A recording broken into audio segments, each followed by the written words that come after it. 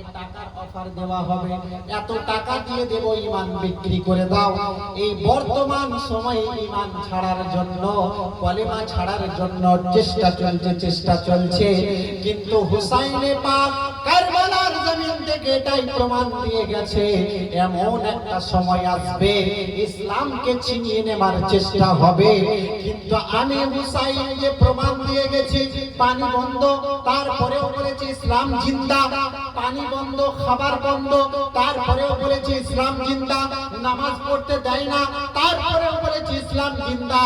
আমাদেরকে 10,000 সৈন্য চারিধার দিকে ঘিরে নিয়েছে, তারপরেও বলেছি জিন্দা, ইসলাম জিন্দা। আমি নামাজ পড়েছি, তলোয়ারের ছায়াতে নামাজ পড়েছি, তারপরেও আমি হুসাইন বলেছি ইসলাম জিন্দা, ইসলাম জিন্দা। তোমাদেরকেও চেষ্টা হবে, কিন্তু তারপরেও বলবে যে ইসলাম জিন্দা, ইসলাম জিন্দা। কারবালার জমিন থেকে আমি ইসলাম জিন্দা করেছি, কিয়ামত পর্যন্ত ইসলাম চলতে থাকবে।